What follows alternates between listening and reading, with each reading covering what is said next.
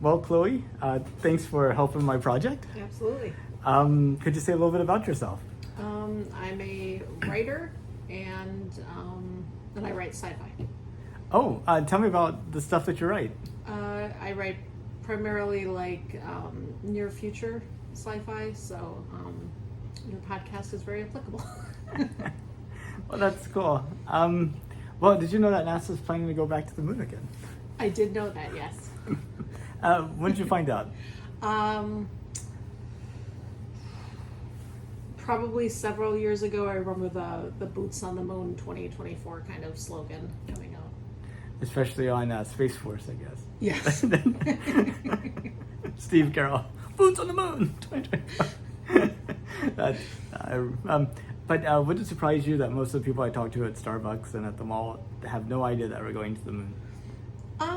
It would surprise me a little bit, but maybe not as much as like if you'd said that to me like maybe 10 years ago or so, because I feel like with Twitter and other means of social media, I think like that kind of news is a little more prevalent, so people would know.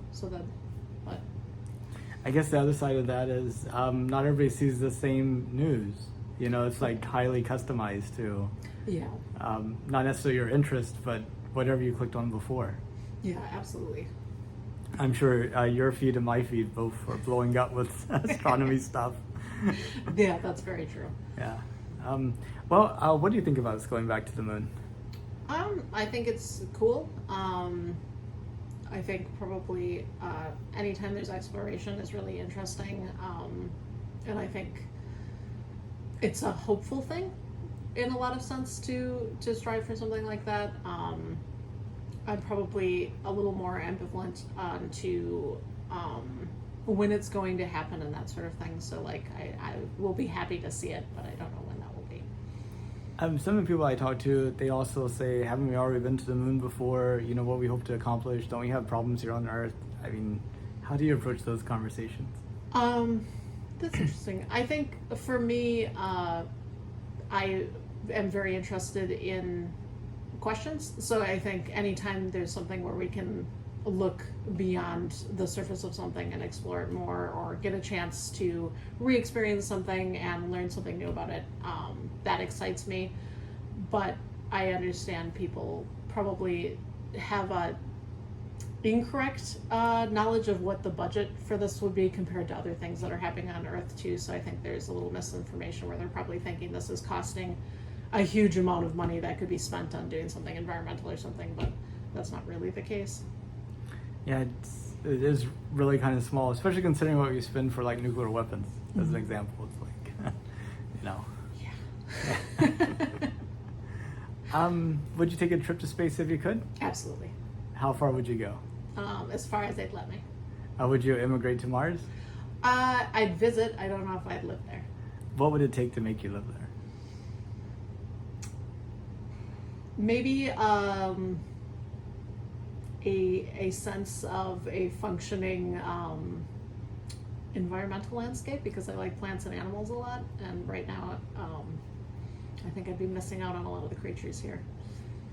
You know, down in Galveston, they have the pyramids, so like the rainforest pyramid, and you know, and then you have like the butterfly enclosure and that type of thing at the Houston Natural Science Museum. Would having something like that be enough for you? So, I guess I think I'd feel like the animals weren't getting the best of all possible worlds for themselves then, because that would be so disparate to what they're used to. So probably not. I think I'd want new creatures of some sort, of new plants or something that would be interesting to explore and spend time like learning to coexist with. Where do you see humanity in 200 years? Not in good places, probably. I feel like that's too depressing. Hopefully exploring out, maybe with colonies or something in space, but my sense of history is that it won't be that positive.